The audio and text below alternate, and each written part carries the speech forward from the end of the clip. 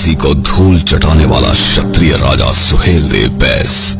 मित्रों, आज हम आपको भारतीय इतिहास के एक ऐसे महान राजपूत योद्धा से परिचित कराएंगे जिन्होंने विभिन्न राजपूत राजाओं का अपने नेतृत्व में संघ बनाकर इस्लामी हमलावरों का सफलतापूर्वक सामना किया और अयोध्या, काशी जैसे हिंदू तीर्थों की रक्षा की। लेकिन जिन्हें देश की हिंदू जनता ने ही भुलाकर एक आक्रमणकारी जिहादी को अपना भगवान बना लिया। सुहेल देव बैस का वंश परिचय। राजा सुहेल देव बैस 11वीं सदी में वर्तमान उत्तर प्रदेश में भारत नेपाल सीमा पर स्थित श्रावस्ती के राजा थे, जिसे सहेत महेत भी कहा जाता है। सुहेल देव महाराजा त्रिलोकचंद बैस के द्वितीय पुत्र बिडार देव के वंशज थे।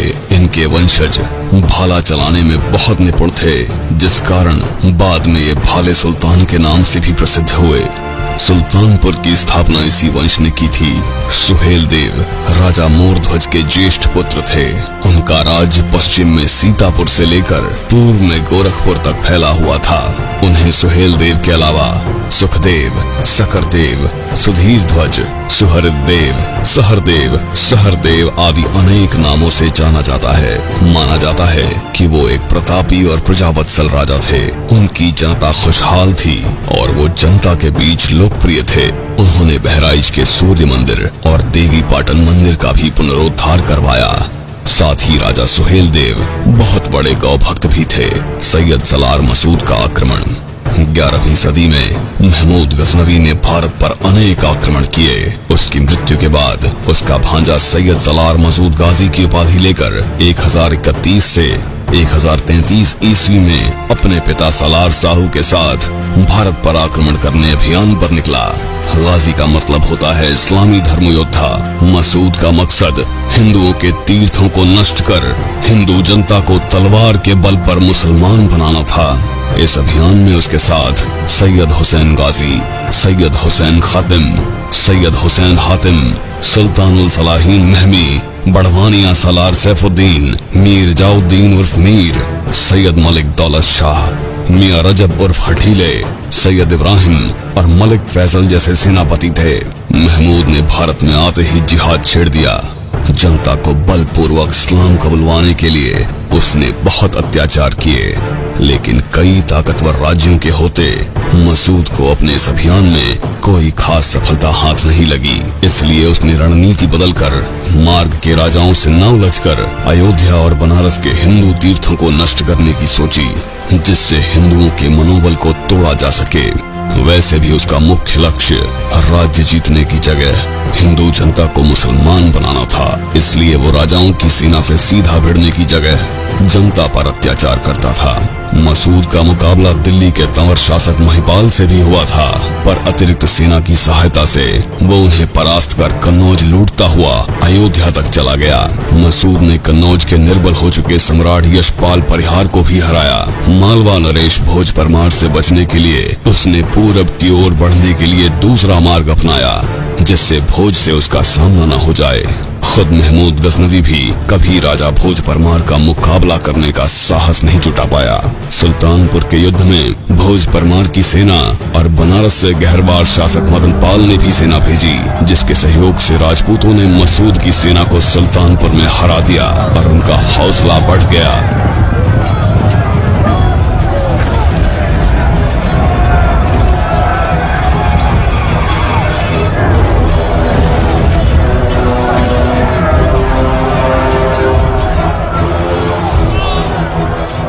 वहां से मसूद अपनी विशाल सेना लेकर सरयू नदी के तट पर सतरिख बाराबंकी पहुंच गया। वहां पहुंचकर उसने अपना पड़ाव डाला। उस इलाके में उस वक्त राजपूतों के अनेक छोटे राज्य थे। इन राजाओं को मसूद के मकसद का पता था, इसलिए उन्होंने राजा सुहेल देव बैस के नेतृत्व में सभी राजपूत राज्यों का एक विशाल संघ बनाया, जिसमें बैस, भाले सुल्तान, कलहंस, रैकवार आदि अनेक वंशों के राजपूत शामिल थे। इस संघ में सुहेल देव के अलावा कुल 17 राजपूत राजा शामिल थे, जिनके नाम इस प्रकार हैं: राय रायब, राय सायब, राय अर्जुन, राय भीखन, राय कनक, राय कल्याण, राय मकरू, राय सवारू, राय अरन, राय बीरबल, राय जयपाल, राय हरपाल, राय श्रीपाल, राय हकरू, राय प्रभु, राय देवनारायण, राय नरसिम्हा। सालार मसूद के आक्रमण का सफल प्रतिकार जिन राजा महाराजाओं ने किया, उसमें गहड़वाल वंश के राजा मदनपाल एवं उनके युवराज गोविंद चंद्र ने भी अपनी पूरी शक्ति के साथ युद्ध में भाग लिया था। इस किशोर राजकुमार ने अपने अद्भुत रण कौशल का परिचय दिया। गोविंद चंद्र ने अयोध्या पर कई वर्षों तक राज किया। सुहेल देव बैस के संयुक्त मोर्चे में भर जाति के राजा भी शामिल थे। भर जनजाति संभवतः प्राचीन भारशव नागवंशी क्षत्रियों के वंशज थे, जो किसी कारणवश बाद में अवनत होकर क्षत्रियों से अलग होकर नई जाति बन गए। बैस राजपूतों को अपना राज्य स्थापित करने में इन्हीं भर जाति के छोटे छोटे राजाओं का सामना करना पड़ा था। ये सब एक विदेशी को अपने इलाके में देखकर खुश नहीं थे। संघ बनाकर इन्होंने सबसे पहले मसूद को संदेश भिजवाया कि ये जमीन राजपूतों की है और इसे जल्द से जल्द खाली करें। मसूद ने अपने जवाब में अपना पड़ाव ये कहकर उठाने से मना किया कि जमीन अल्लाह की है। बहराइच का युद्ध। मसूद के जवाब के बाद युद्ध अवश्यंभावी था। जून 1033 ईस्वी में मसूद ने सरयू नदी पार कर अपना जमावड़ा बहराइच में लगाया। राजा सुहेल देव के नेतृत्व में राजपूतों ने बहराइच के उत्तर में भकला नदी के किनारे अपना मोर्चा जमाया। जब राजपूत युद्ध की तैयारी कर रहे थे, तभी रात के वक्त अचानक से मसूद ने हमला कर दिया, जिससे दोनों सेनाओं को बहुत हानि हुई। इसके बाद चित्तौरा झील के किनारे निर्णायक और भयंकर युद्ध हुआ, जो 5 दिनों तक चला। मसूद की सेना में 1 लाख से ज्यादा सैनिक थे, जिनमें 50,000 से ज्यादा घुड़सवार थे, जबकि राजा सुहेल देव की सेना में 1,20,000 राजपूत थे। इस युद्ध में मसूद ने अपनी सेना के आगे गाय बैल बांधे हुए थे, जिससे कि राजपूत सेना सीधा आक्रमण न कर सके, क्योंकि राजपूत और विशेषकर राजा सुहेल देव गौ भक्त थे और गौवंश को नुकसान नहीं पहुंचा सकते थे। लेकिन राजा सुहेल देव ने बहुत सूझबूझ से युद्ध किया और उनकी सेना को इस बात से ज्यादा फर्क नहीं पड़ा और पूरी राजपूत सेना और भरवीर भूखे शेर की भांति जिहादियों पर टूट पड़े। राजपूतों ने जिहादी सेना को चारों ओर से घेर कर मारना शुरू कर दिया। इसमें दोनों सेनाएं बहादुरी से लड़ी और दोनों सेनाओं को भीषण नुकसान हुआ। यह युद्ध 5 दिनों तक चला और इसका क्षेत्र बढ़ता गया। धीरे धीरे राजपूत हावी होते गए और उन्होंने जिहादी सेना को गाजर मूली की तरह काटना शुरू कर दिया। लंबे भाले से लड़ने में माहिर बैस राजपूत, जो बाद में भाले सुल्तान के नाम से प्रसिद्ध हुए, उन्होंने अपने भाले से दुश्मन को गोद कर रख दिया। किंवदंती के अनुसार अंत में राजा सुहेल देव का एक तीर मसूद के गले में आकर लगा और वो अपने घोड़े से गिर गया। बची हुई सेना को राजपूतों ने समाप्त कर दिया और इस तरह से मसूद अपने 1 लाख जिहादियों के साथ इतिहास बन गया। विदेशी इतिहासकार शेख अब्दुल रहमान चिश्ती ने सलार मसूद की जीवनी मीराते मसूदी में लिखा है, इस्लाम के नाम पर जो अंधड़ अयोध्या तक पहुंचा था, वो सब नष्ट हो गया। इस युद्ध में अरब ईरान के हर घर का चिराग बुझा है। यही कारण है कि 200 वर्षों तक मुसलमान भारत पर हमले का मन भी न बना सके। राजा सुहेल देव के बारे में कहते हैं कि वो भी अगले दिन मसूद के एक साथी के द्वारा मारे गए, लेकिन कई इतिहासकारों के अनुसार वो युद्ध में जीवित रहे और बाद में कनौज के शासकों के साथ उन्होंने एक युद्ध भी लड़ा।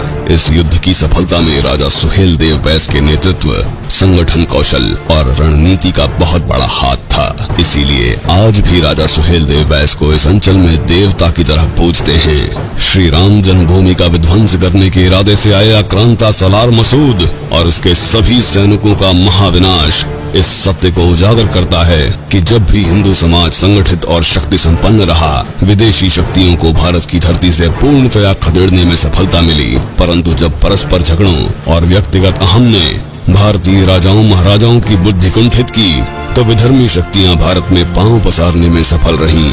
लेकिन विडंबना ये है कि जो सैयद सलार मसूद हिंदुओं का हत्यारा था और जो हिंदुओं को मुसलमान बनाने के इरादे से निकला था, आज बहराइच क्षेत्र में उसकी मजार को गाजी का नाम देकर पूजा जाता है और उसे पूजने वाले अधिकतर हिंदू हैं। बहराइच में एक पुराना सूर्य मंदिर था, जहां एक विशाल सरोवर था जिसके पास मसूद दफन हुआ। तुगलक सुल्तान ने 14वीं सदी में इस मंदिर को तुड़वाकर और सरोवर को पटवाकर वहां मसूद की मजार बनवा दी। हर साल उस मजार पर मेला लगता है।